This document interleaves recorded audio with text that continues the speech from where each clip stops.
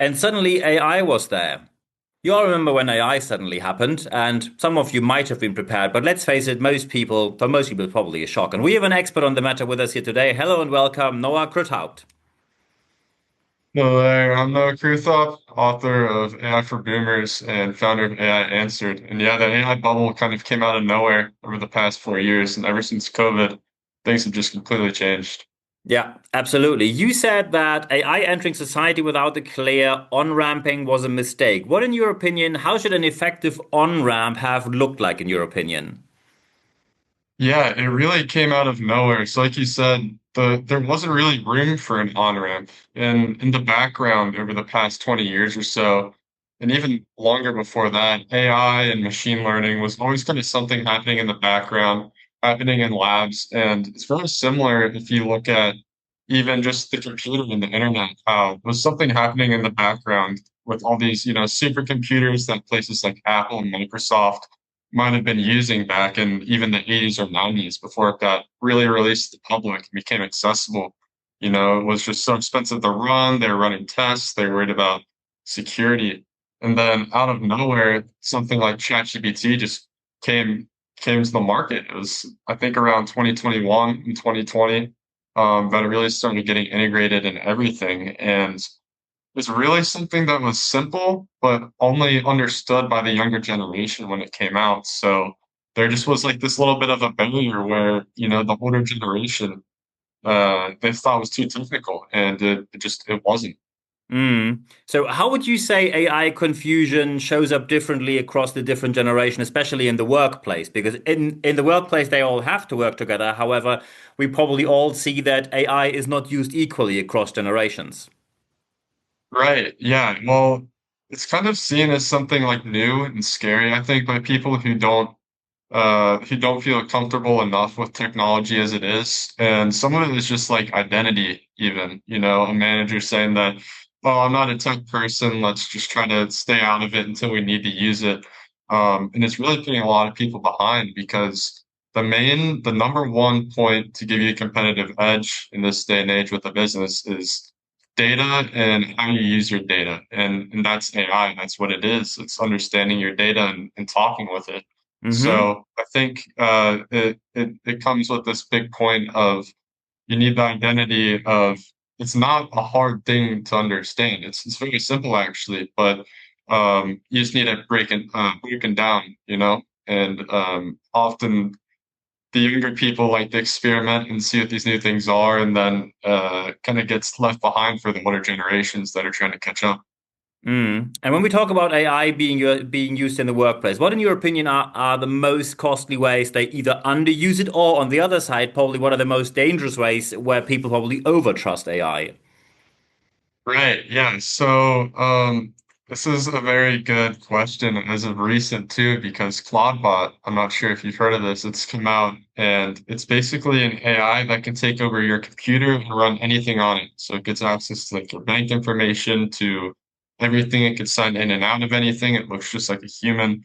And this is a case where I think that you should lean more towards being weary of whether it's secure or not, and really have a professional setup if you're using something like this. But more broadly, to answer your question, McKinsey had a study recently showing that I think 94% of AI use cases didn't generate any revenue Yeah, or make any difference whatsoever. correct. I know that So study. Yes. really focusing and honing in on making things more efficient or more easy, where it relates to things that are already efficient as they are. Like a lot of businesses are coming in and they're automating things that already aren't inefficient, if that makes more sense. Hmm. So coming in and focusing on that and overall just leading to better decision making and simplifying things and shortening the time spent on things like analytics and just being able Mm. to talk to it directly. Yeah, excellent point here because let's think about people listening to this right now, or watching this who are executives. They probably are looking for someone who see AI rather as a practical tool rather than just a buzzword or the next big hype we have to put into the organization. What, in your opinion, if a manager or an executive asks you, what are the highest value, let's say, everyday uses that leaders should normalize across probably many teams? Yeah, it's a funny question that you asked there because I was just abroad in Europe. I was studying in Luxembourg, and I had the chance to go to this global banking event with one of my teachers. And Mm-hmm.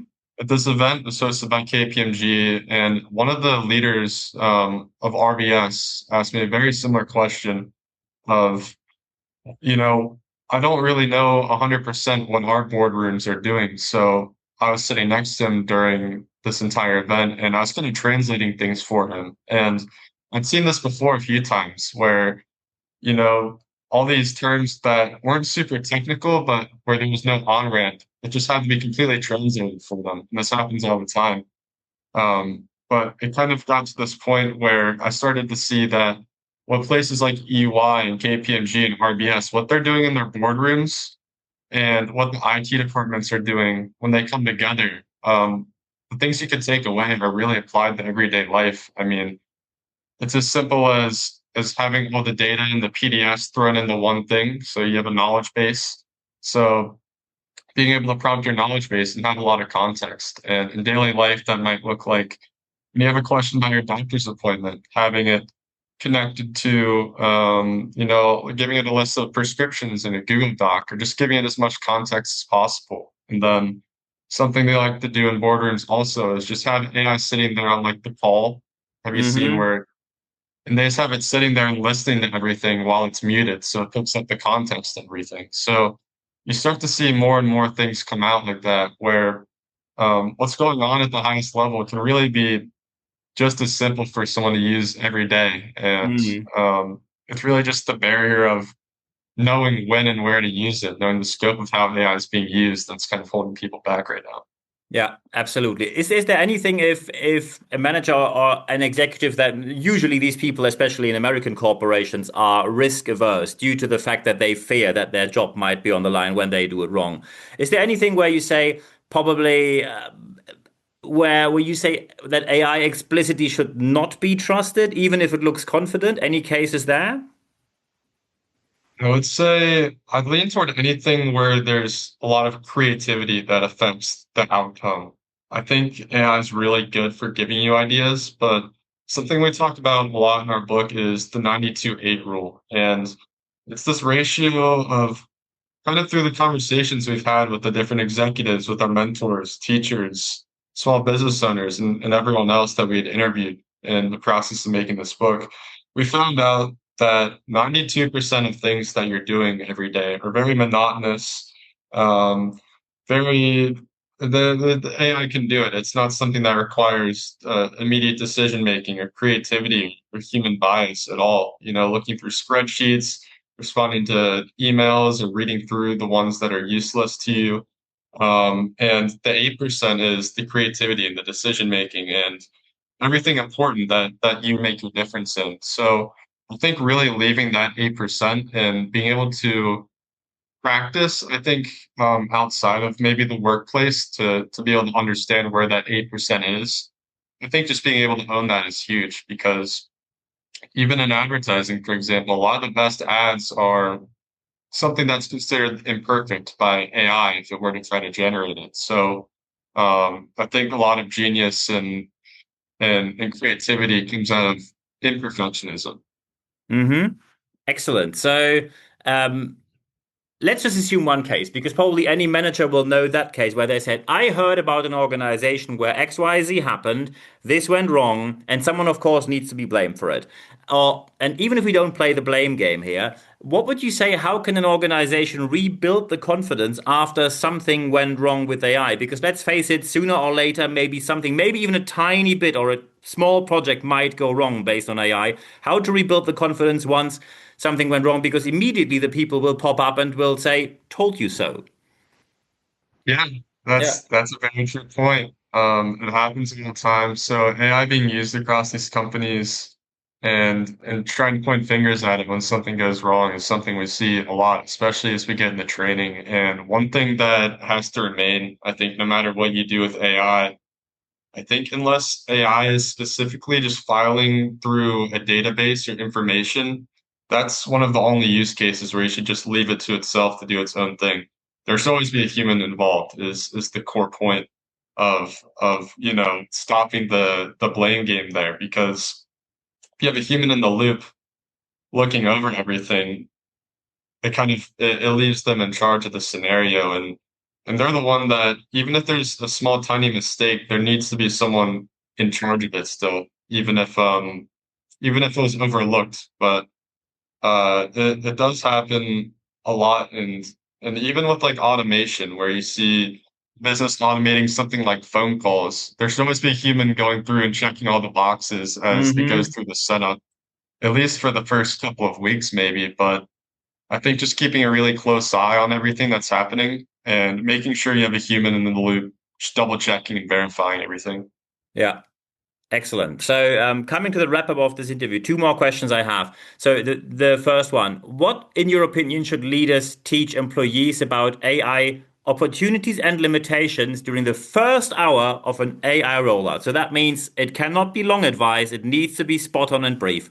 Your chance to say opportunities and limitations when you only have 1 hour to give a message, maybe via video or during a town hall to your organization. It's a great question. Yeah. So if you had only an hour, I think some of the best things you could prompt them to do are to spend time that first hour with having them use it in front of you, because a lot of the times the case is that you can tell them all these use cases and scenarios and the scope of it.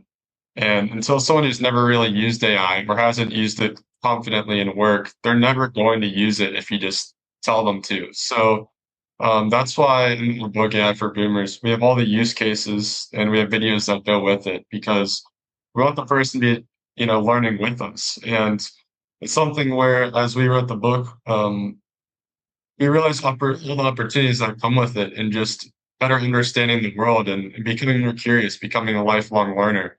So the opportunities are really endless. Something we talk about in one of the final chapters is how it's almost like the Library of Alexandria. We kind of bring up this sort of topic, and how all of the information on the internet and in the world is kind of one prompt away, and getting people to understand how important that is when doing anything in daily life and work and a hobby. I mean, it's just a complete game changer, and it's not super hard to learn as long as you're doing it consistently and trying every day. Just, I think, having fun with it. Just have fun, test it out, give it some practice, and you'll just be so surprised by the different results we get. Perfect. When now people say, hey, I think I either like to have the book or maybe they want help directly from you. So, first, of course, where can they find the book? How are the books called? And of course, when they want to reach out to you, how can they reach out to you? Yeah, so our book, AI for Boomers, it's on Amazon. So if you search up AI for Boomers by Noah and Andrew, it'll come up. Um, bright blue, bright blue and red logo. And also on AIanswer.com, we have our Amazon link and audiobook link coming soon. But there's also all sorts of free resources on there, as well as our contact information. So there's a little contact form if you need to reach us. We do free consultation, and would love to meet any business owner or someone who's trying to learn AI, and kind of guide them through the first steps. But yeah, contact at aianswer.com is our primary email. Perfect. I think these are the perfect final words. Noah Kruthaupt, thank you very much for your time. Thank you, Niels.